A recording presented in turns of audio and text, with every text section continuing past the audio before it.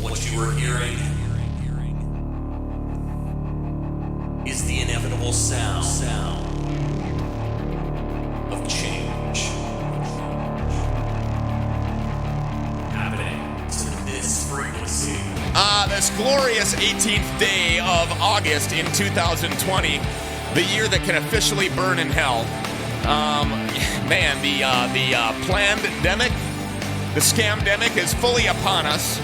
Some of these restrictions that we've been talking about here have been just absolutely asinine. Richard, I was last night, my oldest son, he's a hockey player, and he skates, and we were up in St. Paul, and he's skating with actually the Minnesota Wild skating coach, Andy Ness. He puts on this deal, and I guess this is an unpaid endorsement because he's fantastic. I have no problems telling the world about what a fantastic skating coach he is. But anyways, we're walking in now. They're allowing no spectators in amid the coronavirus, right? So it doesn't freeze in the cold air of the arena. I can only speculate. So you have to have your kid completely dressed, minus the skates, before you even walk into the building. So your kid can either ride to the arena with all of his stuff on, and then be uncomfortable in the vehicle and all of this, or you can get dressed in the parking lot. So what I do with Nolan is I just have him in his jocks, right, and a t-shirt. And then when we get there, he hops out of the vehicle and he gets all of his pads and his breezers and everything on, and his helmet, and gets ready to go inside. And then you're allowed to go in and tie your kid's skates, and then you must exit, but no spectating. You have to wear a mask while you're tying said skates. Of course, yes, and the kids have to wear a mask until they put their helmet on. So once you put the helmet on that has the cage on it, apparently then you're protected from the contraction of the deadly COVID, which ridiculous. By the way, if you contract COVID, you only have a 99.96% chance of beating it and living. So obviously everybody's in a lot of trouble. So anyway, we get him on the ice, or I get him on the ice, and then I've got my two other kids, Eli and Reagan, and we're outside. And I forgot to bring the diaper bag for Reagan, so I had to run to a drugstore and grab some diapers, and as a just-in-case measure. Right. And so we go back to the arena, and we get there, and I go in. There's about 10 minutes left of the skate. And the way they have it set up is there's an entrance door and then an exit door. So you got to go in the top level and then out the bottom level. You got to funnel the traffic through because there's a check-in desk with the thing that they point at your brain. And taking temperatures, taking your temperature. Oh, for sure. And not only on the way in, but when you drop your kid off, but then again on your way in to pick your kid up, just in case I've contracted the Rona in the last 55 minutes prior to coming back in to pick him up. And then my fever is obviously now taken over. I've got a sudden loss of taste and smell. That's an aggressive virus, let me tell you something. It's very aggressive and fast acting. Apparently the symptoms are just, the onset of them is just, it'll hit you like a Peterbilt. And so anyway, I go back in, I get the thing pointed at my brain again, which is very uncomfortable. After working in the law enforcement community over the last 18 years, it's very uncomfortable when somebody approaches me with something and points it, at my forehead. That's just a reaction. I'm not really all about that. Anyway, get the temperature taken again, and then from the upstairs, there's some windows you can look down on the ice. I see several other parents over there. They're watching their kids. Everybody's masked. Everybody's social distanced. But now I get the guy coming up to us saying, there's no spectators. You guys can go downstairs and wait for your kids, but you can't be up here. This is the lunacy of this. All of the unknowns and all of the discrepancies. If the masks work, and if social distancing works, then why can't we watch our kids play hockey? But we can go to a restaurant where you wear the mask when you're standing and you're on your way in, but when you sit down, you may take the mask off because now you're not susceptible to the COVID. But then if you get up to go to the restroom, you got to put that mask back on because when you're standing, you're much more contagious. Well, they always say that in a firefight, an elevated position is the best place to be. So I guess maybe if you're standing in a bar or restaurant, you're at an elevated position and you're more likely to shoot the virus down on other patrons. Yeah. Yeah, the virus will descend upon others. Now, the kids, on the other hand, are now, we're being told that they get to go back to school. In our particular district, our kids get to go back to school if you so choose, or you can do the homeschooling if you want to, or you can do, what do you call that? Distance learning, right? We've elected to send our kids back to school because we feel like it's best for their mental health to have interaction with other peers. I mean, they've been locked down. The only interaction they've had is with us, some neighborhood kids whose parents are not freaking out. And, at hockey, I mean, I guess they get a little bit of interaction. But other than that, I mean, it's been the summer from hell for kids. And I truly believe that it's going to be very difficult for kids in the long term, that their mental health is going to deteriorate as a result of these lockdowns. I mean, if in an adult this is happening, and kids don't really understand the full breadth of why this is going on. They know that there's the virus, but they don't really know anything other than what their parents tell them. And then what of that they process, I guess, is probably unknown as well. This portion of the Patriotically Correct radio show brought to you by American Pride Roasters Coffee, the only coffee that is, by the way, guaranteed to make you swallow. And there's Richard having his American Pride Roasters. It's bold. It is. It's flavorful. It's robust. It's bold. It's caffeinated. It keeps me going. AmericanPrideRoastersCoffee.com. Make sure that you get over there. But the kids that are going to have the most problems, I think, are going to be the ones whose parents have now decided that they're going to homeschool. Now, we're talking about parents who they have full-time jobs. Maybe one of them works nights. One of them works during the daytime. I don't know how that's going to be logistically feasible. And so anyway, the unknowns of the virus, the other unknowns, returning back to school, obviously in the wake of the coronavirus, there's been a lot of new restrictions going on. And then now, because of the false narrative of systemic racism in our country that has been delivered by the Democrats, it was overly prevalent last night, was the beginning of the Democratic National Convention. We'll get into that a little bit. We watched some speeches there. I particularly can't stand it. But it's my job to be aware of what's going on. And also, as an American, I feel it my duty, and as a parent who's one day going to be explaining all of these things to my kids, you got to stay informed. You got to see what's going on. So no matter what side of the aisle you're on, you got to watch these potential leaders, past leaders, and current elected officials speak about the state of our union and what's going on in our country, and talking about what this candidate may bring if he's elected president. So, but over the last several months, it's actually become a symbol of racism to fly the American flag. People get yelled at. There was I'll tell you a personal story. I was on the phone with a friend of mine from the town that I live in this morning on my way to the studio. And after talking to him, he had an experience this morning. He went to a park in our town. And at this park, there's been some recent demonstrations.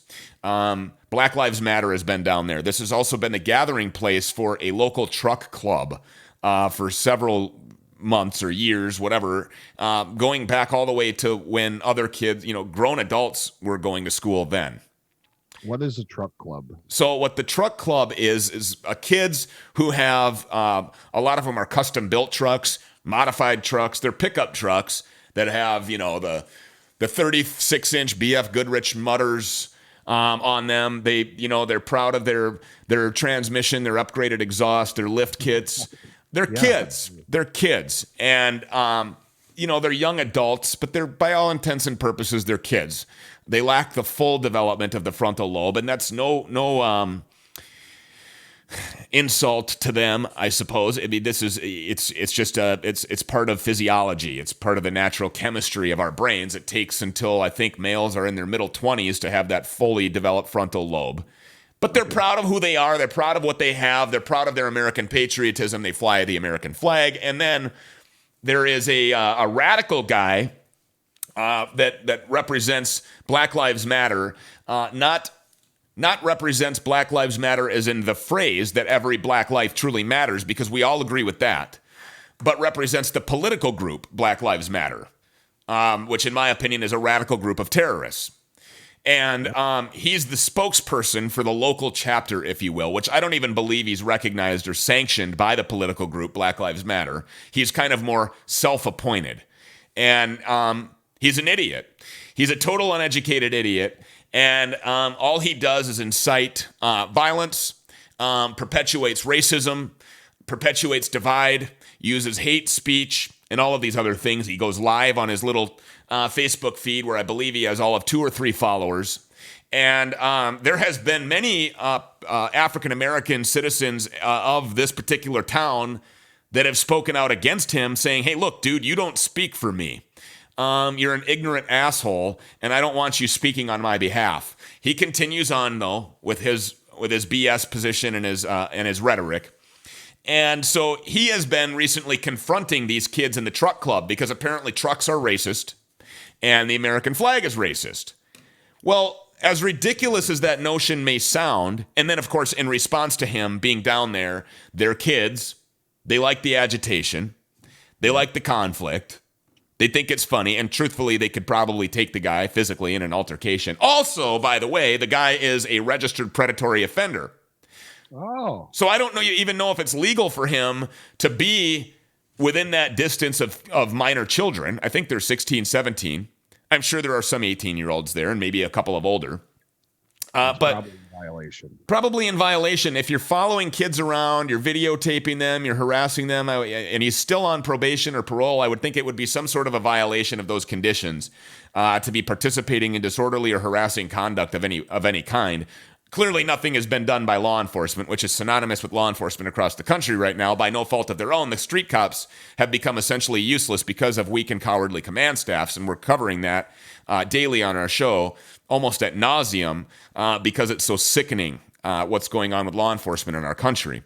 We do, by the way, have Joe the Cop coming on in the second half to talk about a press release that was issued by the Washington County Sheriff's Office talking about a incident that happened in Hugo, Minnesota, where John Thompson, who is a DFL candidate who won a primary election last week, was there using very divisive speech, hateful speech, racial slurs, and yelling at minor children in their own driveways, in their own lawns. And we're going to get to that, but this press release was an absolute joke. Well, they're trying to save face. Yeah, they're trying to save. What they're trying to do is not alienate a specific crowd, and we'll talk about that. And they're trying to appease to everybody, which is nearly impossible. You can't.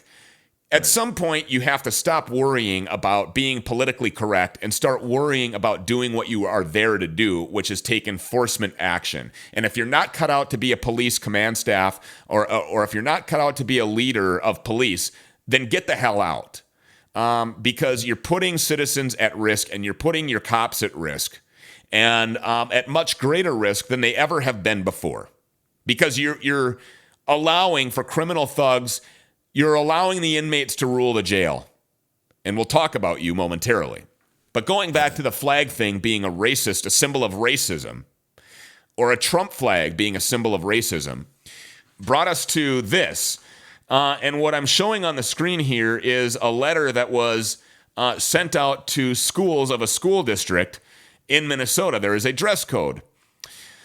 The following items are prohibited, and circled over there you see U.S. flag. This was fact-checked. This was a letter that was sent out by the Roseville School District. And Richard, you were saying that this, when you looked it up, it may have been several years ago in the wake of the election of the president. Right. And but this kind of stuff right here, this is what's going out to students across the country. The very thought that a U.S. flag is a prohibited item from your wardrobe. In other words, you cannot wear the American flag on your person. You cannot wear the American flag on your backpack. I'm sure you can't have a patch of any kind. But this is being sent out to parents and students where the U.S. flag has now become a prohibited item. Richard, you are a veteran and currently serve in the U.S. Army National Guard, the Minnesota National Guard, the U.S. Army. I mean, you've been deployed, you've been blown up, you're a Purple Heart recipient, you're a combat wounded war veteran. This flag represents something to you that is unlike anybody else, and everybody holds the flag in high regard. Anybody who has common sense. Right. Yes. This is the thing that you've defended. Yeah, with blood, sweat, and tears. And myself, I would be right out of the seamstress getting my children shirts made out of flags, pants made out of flags, backpacks made out of flags. You're not going to tell me that my kids aren't going to advertise the flag of our country that so many have fought and died and suffered to defend, so that these folks can tell you. Part of the great thing of this country is that they can tell you can't wear a flag, but that doesn't mean you have to listen. And so apparently later on they had redacted their statement about no flags being worn, and then went on to change it to say that flags shall not be worn in a demeaning manner. Okay, so what does that exactly mean by worn in a demeaning manner? Okay, so if you're desecrating the flag, if you're somehow insulting its what it represents, is that the inappropriate manner? Or do they mean, for example, having a backpack that's made from an American flag? At what point? And then what is, by the way, the sanction if you should decide to violate this policy and wear one of these prohibited items? For example, rather than having the state of Minnesota on my baseball cap, I've got a lot of them that have American flags on them. Pretty much every garment of clothing that I have in some way, shape, or form illustrates my patriotism, and my patriotism is different than yours. My patriotism is different from the next guy's. Everybody has their own pride, and American pride means something different to everybody, including immigrants who have come to this country, including all races, all political orientations. Anybody who's sane and sound-minded will say that they're proud of this country because it is undisputedly the greatest country on the face of the planet, and there is no arguing that. That is a fact. Well, what is the flag, right? The flag is the one common denominator in our country that we all can be proud of, no matter where you're from, what color you are, what race, what religion. This is the one thing that we all can share together to respect.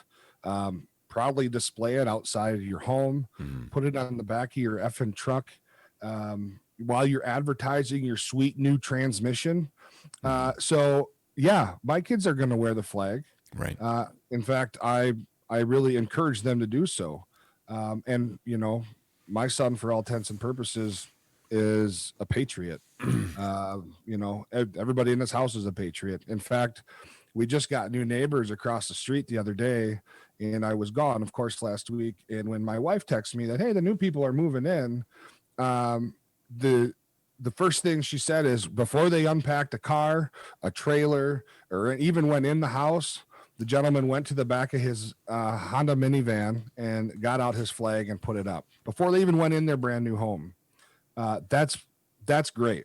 And so I'm quite certain that their kids will probably be wearing flags at school as well. To me, that represents patriotism, 100%. And there's no question about it that who we have become is being polarized, and it's being perpetuated by these politicians, which was ever prevalent last night in these divisive and hate-filled speeches that were given by former leaders and current candidates and washed-up candidates like Bernie Sanders, the socialist, and Michelle Obama, whose, by the way, husband had 8 years to fix all of these things, including this systemic racism that they claim is happening in our country.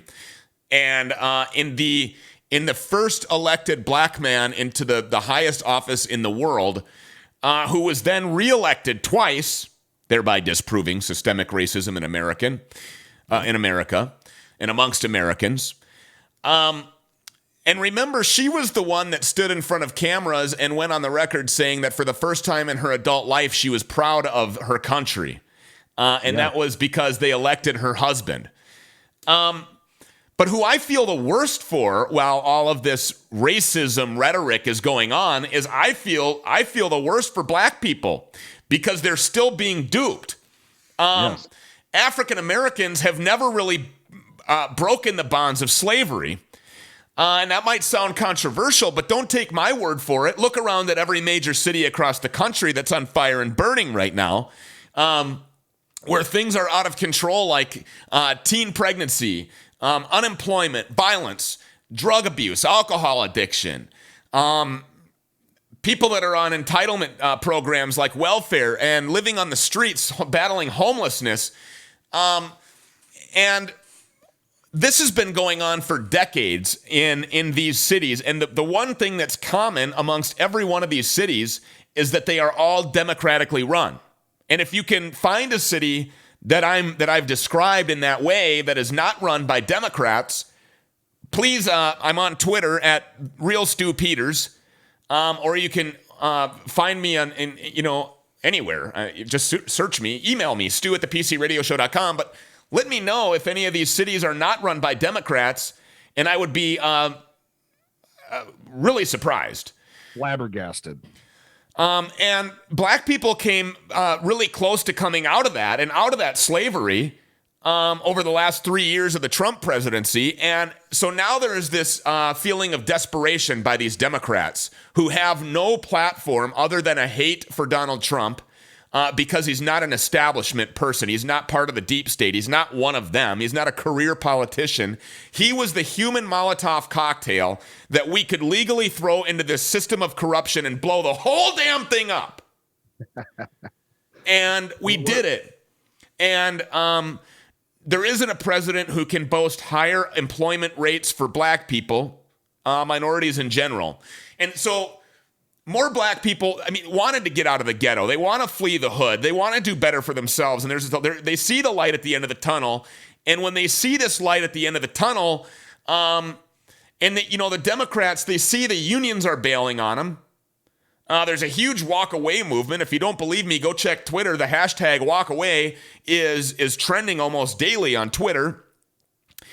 People are running away from this party. Farmers are walking away. The LGBTQ communities are walking away. And so there's this feeling of desperation because now it's, oh my God, our slaves are going to walk away. They're going to run away. All that's left are the slaves who started to bail, wanting to leave the ghetto, who we've been oppressing for decades. In these democratically run cities where black people suffer the most, they have been run by Democrats for decades. Look at Minnesota, Minneapolis. Look at Detroit, Baltimore, Philadelphia, Los Angeles, Chicago. Every city that's burning and on fire, Portland, Seattle. These have all been traditionally democratically run cities, and there's no denying that. Obama spent 8 years in office. He was known as the Great Deporter. He's the one that built the cages that Trump is now blamed for. Yep. Why can't we see this?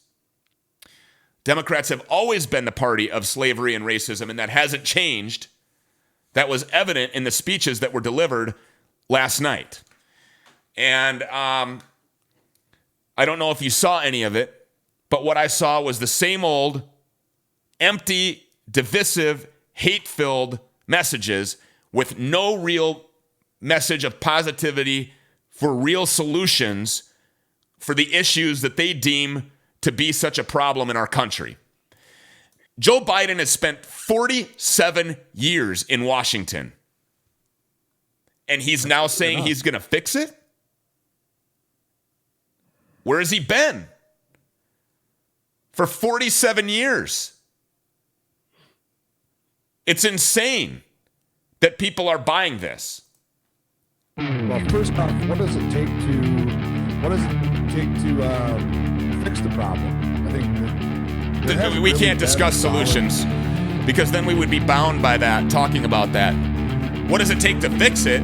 We were on that path, and we are now on that path. Patriotically Correct Radio. More right after this. If you're listening on Mojo 50 Radio, iHeartRadio, we'll be right back. If you're listening to us on the Opslins app, stick around through the break.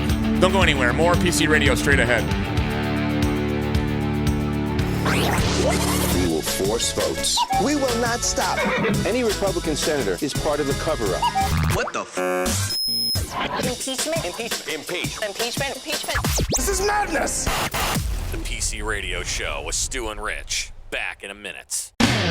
Patriotically correct, politically biased, emotionally disturbed. On behalf of all of us at Mojo, we apologize. Stewart's and Richard, PC Radio.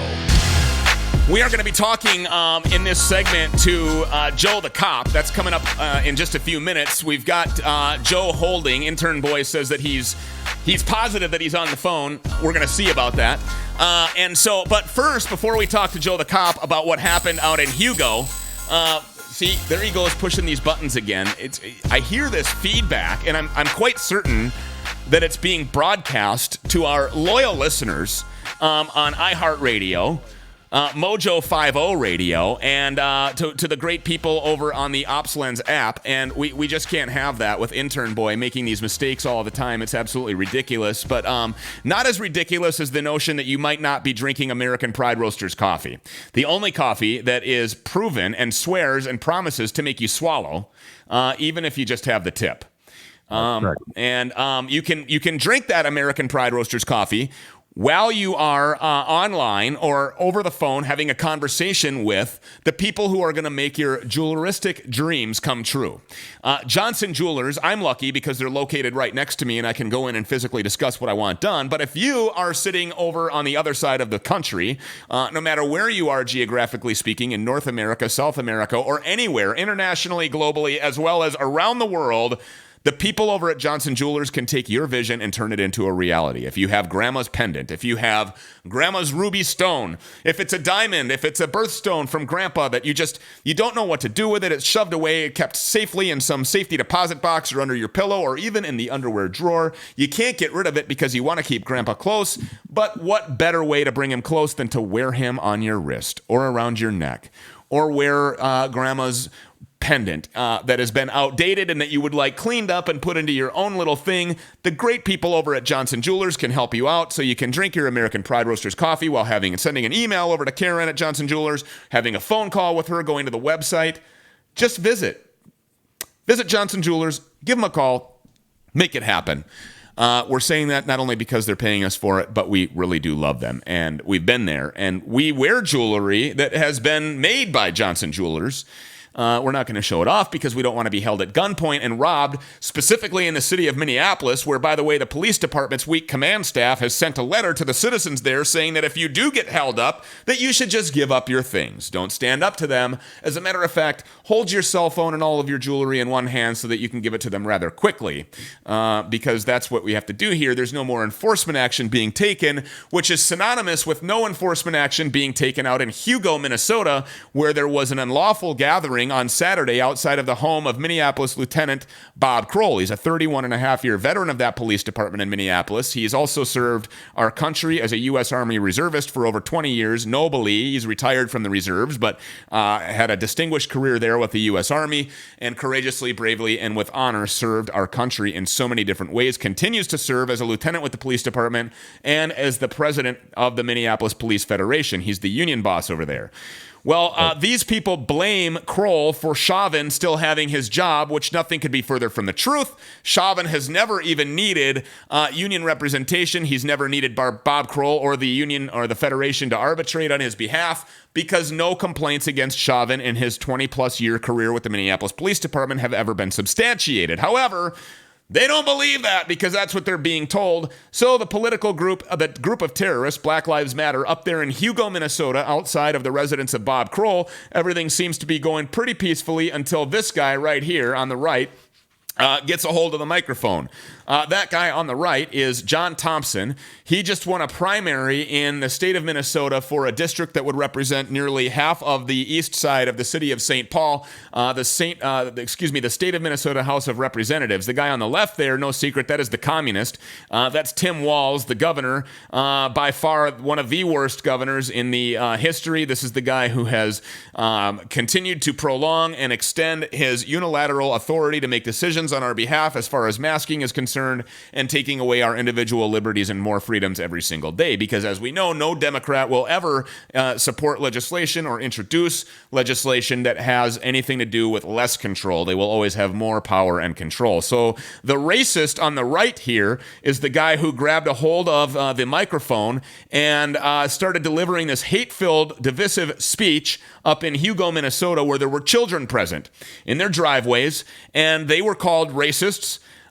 They were told that he was going to burn down their city, he was going to commit acts of terror, and he was disturbing the peace. Now, the Washington County Sheriff's Office has since released a statement. They've done a press release. And the press release basically said, listen, we support our deputies, we have their back. They honorably serve our community, and we are, proud to protect our citizens. But no enforcement action was taken. And they say in their press release that is because there was no criminal activity there. I just want to look here, and I brought this up here just the other day and just wanted to kind of reiterate this because I was a little confused on Saturday as to why those deputies were standing around not doing anything. So I looked, Richard, right inside of Minnesota state statutes, because anytime we don't know something, we can find the answer pretty simple with a Google search. Minnesota State Statute 609.705, unlawful assembly.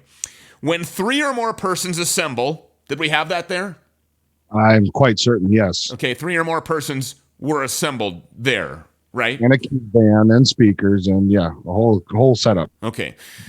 So we have that. When 3 or more persons assemble, each participant is guilty of unlawful assembly, which is a misdemeanor, if the assembly is with intent to carry out any purpose in such a manner as will disturb or threaten the public peace. Okay. Here's another one. If the assembly is without unlawful purpose, okay, so you didn't have the intent or the purpose of going there and doing anything unlawful, but the participants so conduct themselves in a disorderly manner as to disturb or threaten the disturbance of the public peace. That must not apply in Washington County. Sheriff Starry was very clear about the fact that Mr. Thompson's words and action, although grossly inappropriate, didn't violate any felony statutes. And, I do remember that language specifically being in there. Now, unlawful assembly is a misdemeanor. So right. Sheriff Starry is right when he says there was no felony actions there. So now you can be arrested for misdemeanor disorderly conduct. You can be arrested for any misdemeanor, including unlawful assembly. Mr. Thompson could have been arrested because he committed a crime. He wasn't arrested, which is why we bring in, to opine on this, Joe the cop. Joe is a 20-plus year veteran as a police officer in America. He still currently works as a cop in the United States, which is why we can't tell you who he is. But Joe the cop, welcome back to PC Radio. Thanks, Stu. I'm happy to be here. And we're happy to have you. It's actually an honor to have you here. We know that cops don't have a First Amendment right. And specifically depending on what cowardly command staff they work for. But there are some good command staffs out there. There are a few left among us. And in those command staffs, oftentimes you'll see not only the officers or deputies that work for the department, but also the department heads themselves will take a position, an unapologetic position of law and order. You have read, no doubt, this press release that was comprised by the county attorney in Washington County and by the cowardly sheriff over there. Should this press release, Joe, be taken seriously by the citizens of Washington County? Stu, quite honestly, the citizens of Washington County should consider that press release as the toilet paper that it is, okay? What I saw in that press release, and I watched the video, okay, That press release is damage control. Okay, that is a sheriff and a county attorney trying to save themselves humiliation. If you feel that you actually have to justify why you didn't take action when there were several crimes observed on video, then you know that you're wrong.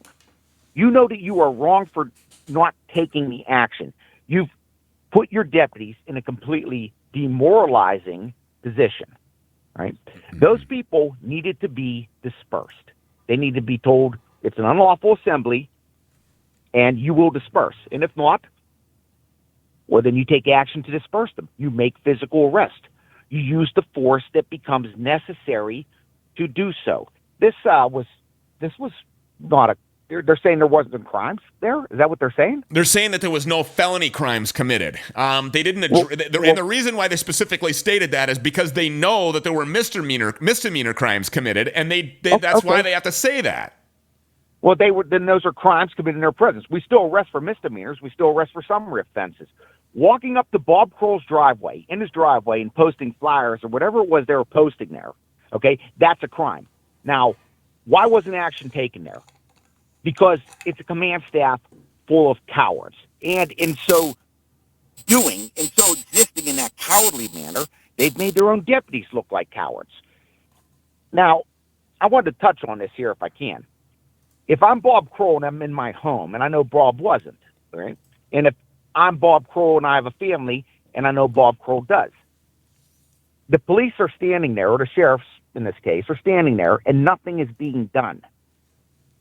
So I'm in my home, and I could tell you, Stu, if protesters ever come to my home, I'm not abandoning my home. Right. And if the police don't do their job and remove them from my property, make no mistake about it, I will take matters into my own hands.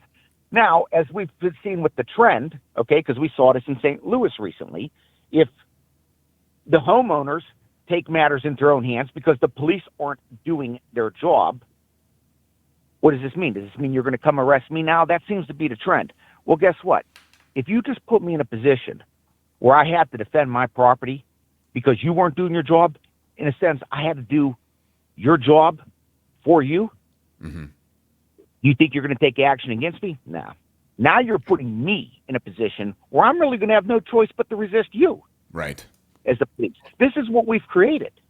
I don't understand how they justify this by saying that this isn't what happened. It absolutely happened. John Thompson is an elected thug.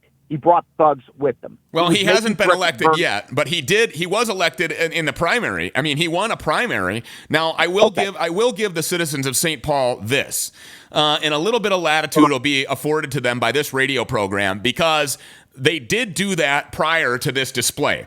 Now, if he is elected into office in St. Paul, then I got to say that the people of St. Paul are going to get what they deserve. The fact of the matter is, if the cops wanted to rid of these people, they could have. They could have dispersed them, and they could have arrested, like you said, anybody that didn't comply with a lawful direction from a police officer.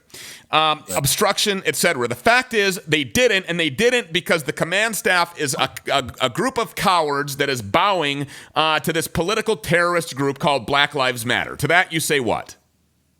Well, I would say that what you said is absolutely 100% correct.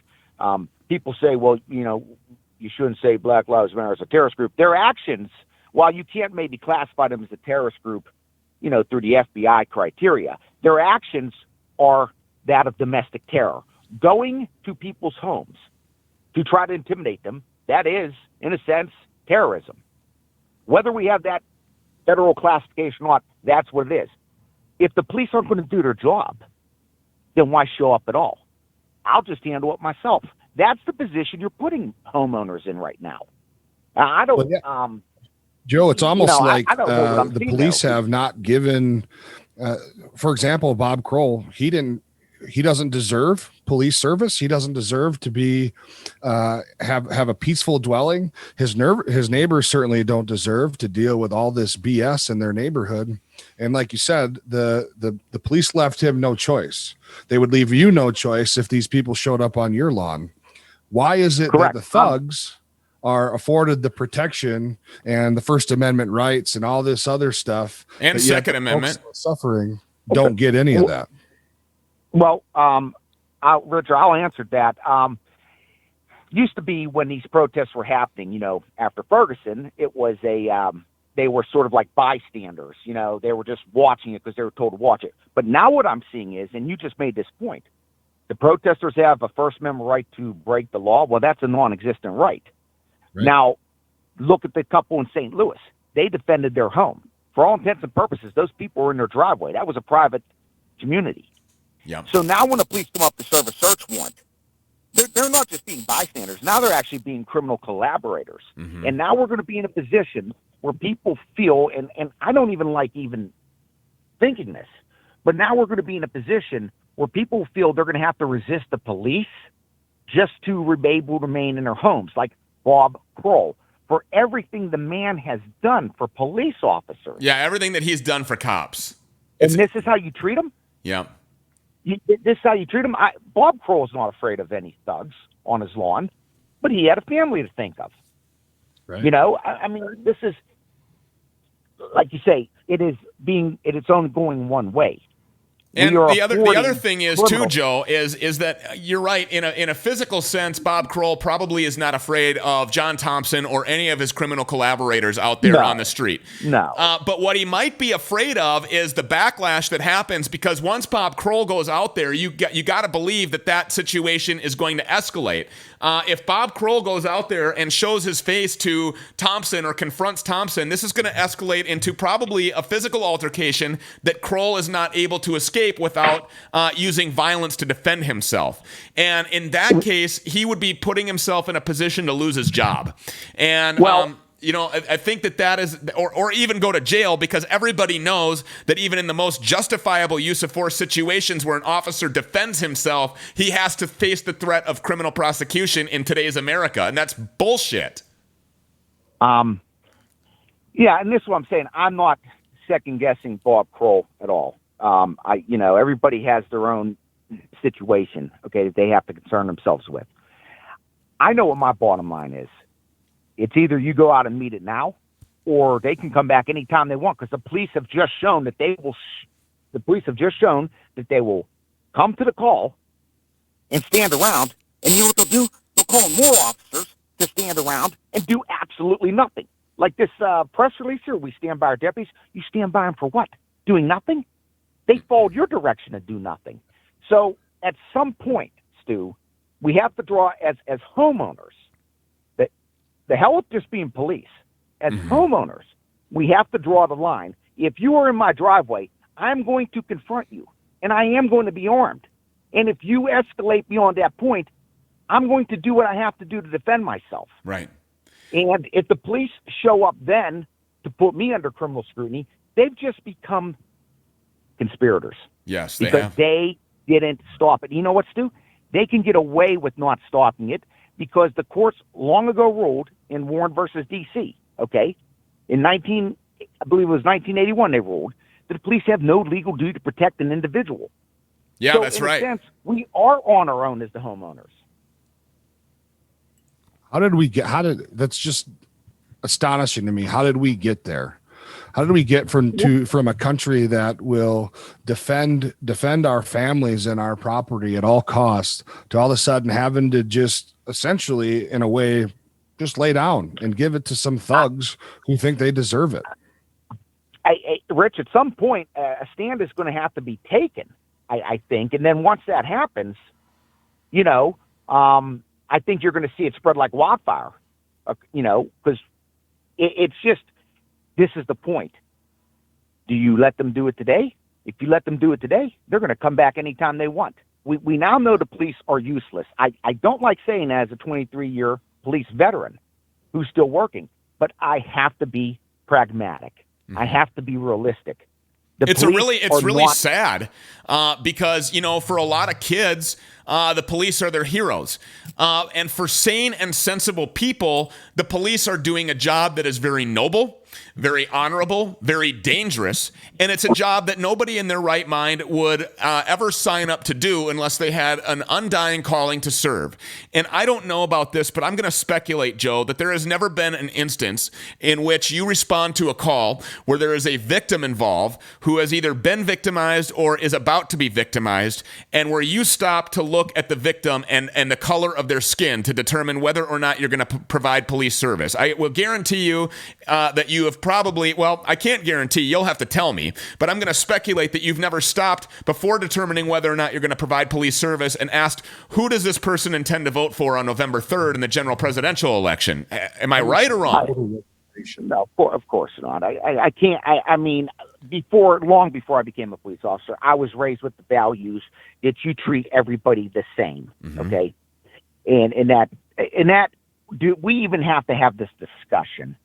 It is absurd. This argument, that the police are targeting blacks. The numbers do not show that year after year. Year after year, it is shown in fatal police shootings, the police shoot almost twice as many white suspects fatally as they do black suspects. That's right. The numbers don't add up to it. It's a lie. And shame on these police chiefs for sitting there with their heads down and not speaking up. I'm a career patrol officer, Stu. Why should I be the one doing it when you have people in far more positions of influence and power that can do it? But they won't. They remain silent. And they are part of the problem when they do this. Who are you specifically talking about when you refer to these people that are in positions of power that remain silent? Chiefs. I don't expect politicians. Listen, a Democratic politician, a liberal politician, all right? I do not expect them to tell the truth. I do not expect them to stand up. I expect them to be reflections of their voting base, which is what John Thompson is. But a chief, I expect a chief to stand up, stand up for his officers when they're right, and hit them with facts. And if the public doesn't want to hear the facts, right? Okay, who cares? But the facts still exist. Whether they want to hear it or not, it doesn't change anything. The facts are still exist. I think that it's absurd that we even have to talk about the amount of people of color versus white people versus Latino versus Asian people that are killed by the police. It is. If we're going to talk about equality and all these lives matter, black lives, white lives, yellow lives, purple lives, why aren't the statistics that this many said amount a number were killed by the police? Why do we have to talk about how many black folks were killed by the police, then white folks, then Asians? If we're a nation of equality, who gives a crap what race or color you are? If you were killed by the police, you were killed by the police. Now, right, wrong, or indifferent, that's a whole nother discussion. But why are we separating all these things by race anyhow? Because this has been the narrative, well, for many years, for decades, but it's really been the narrative since Ferguson. It's the narrative that the police are targeting blacks. It's not true. It's garbage. Right. It's a lie. The Washington Post every year comprises the fatal police shootings that occur from a year before. It's almost always more white suspects are fatally shot by the police than black suspects. Now, of course, when you say this, the answer, somebody always has to fire back. Well, Joe, there's a lot more whites than there are police. Blacks are only 12% of the population. Okay, that's true. But of that 12%, of the population, it's committing 56, I think maybe 56% of the violent crime in America. So if there is a disparity as far as population goes, it's because of those actions. Now, of that 12% of the population, we're probably only talking about 2% that are actually doing these.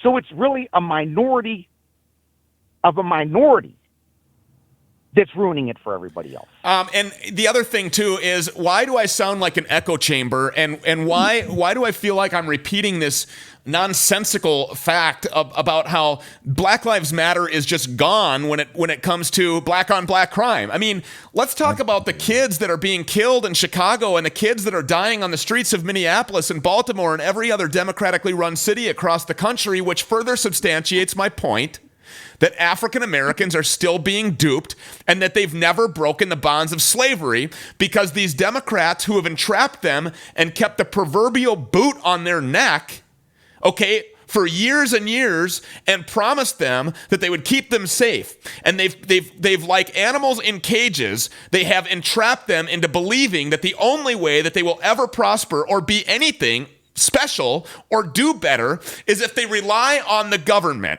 and they live off the tit of the taxpayer and they keep them in these cages with invisible fences on them that we know as the ghetto of the south side of Chicago, the hood of the north side of Minneapolis, the worst projects in the Bronx. Why don't these people understand this and say, over the last 3 years, I have seen some improvement. I have seen my family members go and get college degrees and get careers and real jobs. Under the last 3 years of a president who really hasn't been a part of the establishment politicians like this Biden character, who, by the way, has been in office in Washington for 47 years and spent 8 years as the vice president for the first duly elected African-American president in the history of the world, but somehow, and elected twice for that matter, and somehow, during those 8 years, you were unable to fix or even address or talk about all of this systemic racism that's happening in law enforcement. But you want to talk about it now in the wake of George Floyd because everybody else, including the unions, and like I said in the first segment of this show, the farmers and everybody else, the LGBTQ communities are walking away. They're running away from this hijacked party. So the only thing that you have left to walk on and hold on to is this bullshit claim of systemic racism in America. And anytime anybody disagrees with you, they're automatically euthanized as a racist. Stu, I could say this. With black people that I talk to, they are not the people that you are seeing out at these protests. If you're paying attention, a lot more now we're seeing mostly white people being a part of this lie. Right? The law-abiding black people that I know that are armed, they are not armed because they fear the police. They are armed because they know that they are more in danger from other blacks than they will ever be from the police. Those are statistics. I believe that a majority of the black people know that this narrative is garbage, but they're going to get shouted down by the vocal minority. You know why? Because they want to go to work, they want to live honestly, and they don't want to show up. They don't want to show up at some sort of brawl, a riot, a melee. They don't want that. That's right. So I think what we're like you said, I hate to talk race, but if every police shooting is going to be about race when it's not, we have no choice but to address it. The numbers do not add up to support the narrative. It's all a lie. When you have white people engaging in this, and it's not legitimate. Most of these white people that you see showing up these riots do not live anywhere near black neighborhoods. If a black person walked by them on the street, they would clutch their purse or their wallets tighter to them. It's phony. Joe, I'm up against a hard break, and I've got about 30 seconds to about 30 seconds left here, and I want to give you the last word. If you are in Minnesota, or just now, you're talking to the citizens of Washington County in Hugo, and you're addressing this press release that was formulated by the county attorney there and by the sheriff there. What are you going to tell the citizens of Washington County? Do they accept this or do they not? I'm going to tell them that if it looks like they've already accepted it, so they should be ready for their neighborhood to be invaded again, okay, by these criminals, because they've already stood down when it happened. The sheriff is lying to you. The sheriff is selling you. He's peddling snake oil. All right. All right. So if you don't stand up to this, be prepared for it to happen again. Yeah. And you know what? They've already allowed it to happen. Joe the Cop, we always enjoy having you on the program. Thank you so much for being here, and obviously you'll be welcome back at any time.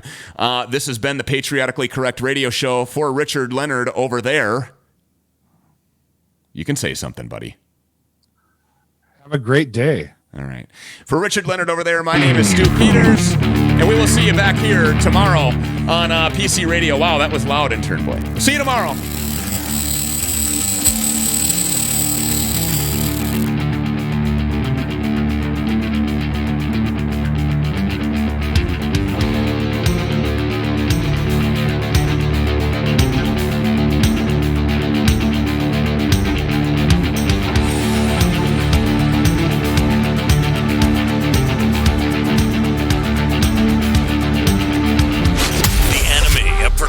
Politicians and politically correct assholes.